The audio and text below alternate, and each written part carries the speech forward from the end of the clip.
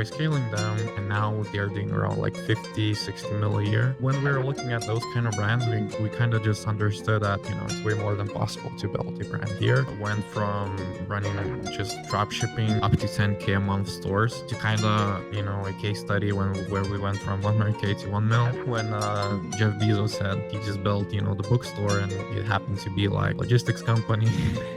E-com company and stuff like that. So that's pretty much the same for us. It's kind of, you just start from one point, you get good at it, and then you just build from there. It became a FullStack agency where we had, every like employee you would need for e-com and for scaling it, and that was like around 2020. Obviously, COVID happened. E-com sales started to go up. And all we did from 2020 to 2023, we were just kind of taking on brands, doing like low numbers, but then looking for a great product market fit and taking them from pretty much zero, I'd say maybe 100K a month maximum, that kind of revenue, all the way to 1 mil a month. So that was our kind of path. Because obviously we wouldn't be able to take on like 8-figure, 9-figure brand on board, just because like they might have someone in the house, freelancer, agency, whatever. But then we were just taking them at early stage, implementing all the full stack, like media buying, creatives, emails, offers, CMOs, that kind of package. And then we just skyrocket the growth. We write on case study, and then we take more. So that was that kind of thing.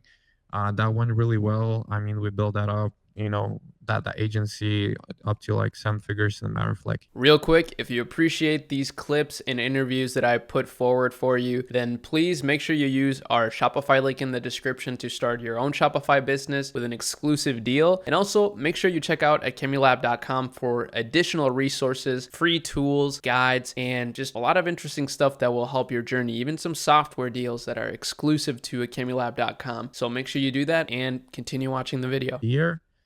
And then obviously the whole idea, of running our own brand was still alive, somewhere in backdoor, we were just kind of looking at it.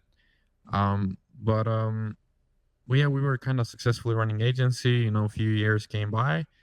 And then we were thinking, now we have cash flow business. It's going well. We have case studies. We have proven the concept. Let's just build something on our own, finally. So then mid 2023, we start building the brand. Now it's exactly the year we are running that. First year we did like 3 million revenue, around 35% net profit. The whole thing we wanted to do there is just kind of build the profitable, like first purchase profitable brand right away. We did that, and now we're just kind of building up from there. So scaling up that brand, obviously launching a few more, then kind of stepping into digital products as well. So kind of exploring ourselves into running our own e-com D2C brands / digital products. So yeah, that's pretty much the story. And how we did it.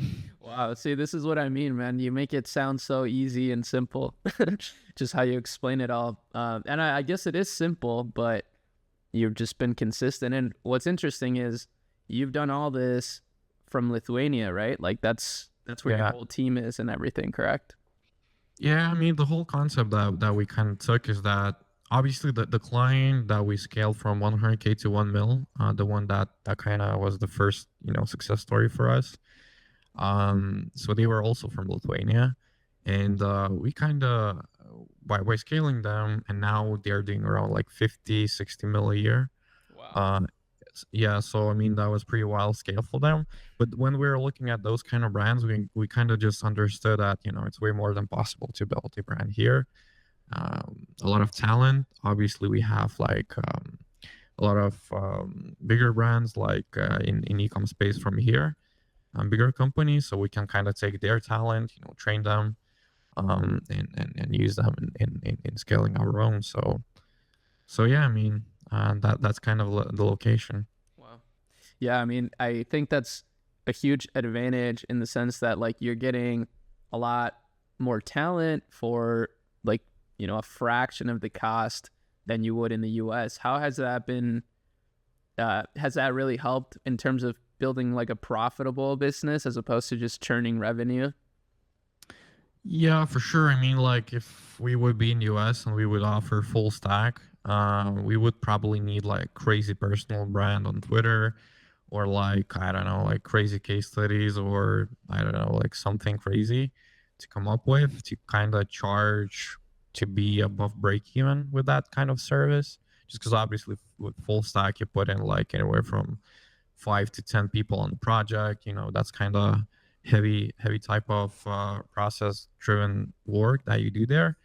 And when we're in Lithuania, we can offer that for a really competitive price. So yeah, I mean that's kind of the whole concept of full stack. If we would be in let's say US, UK, whatever, we would probably just narrow that down to just media buying or just creatives or something.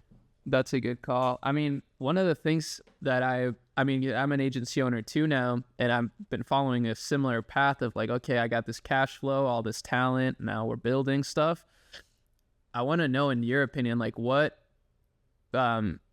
made you go back to that? Because at least for me, I'm starting to see, okay, we're scaling these clients up, and they're making $200K a month profit, and they're paying us, let's say, $10K a month out of that, which is obviously amazing. I'm super grateful for that. Yeah. And we're learning and we're not taking really any risk. But I'm like, we could do this too, right? Like we're already servicing these people and scaling them up. So I'm just curious, what made you want to go back to starting building brands? Was it the scalability or just the fact that you have the team now? I'd say like it was always an idea, but then obviously when we kind of went from running just drop shipping, like up to 10K a month stores, to kind of a case study where we went from 100K to 1 mil, then we got the leads. We kind of just dragged ourselves into that kind of business. It wasn't planned, I'd say. If we would be somewhere successful with just drop shipping at the first start, I would probably say I'd be just brand builder, drop shipper, whatever. But it kind of just happened organically. We went into that business, and yeah, it was quite fun.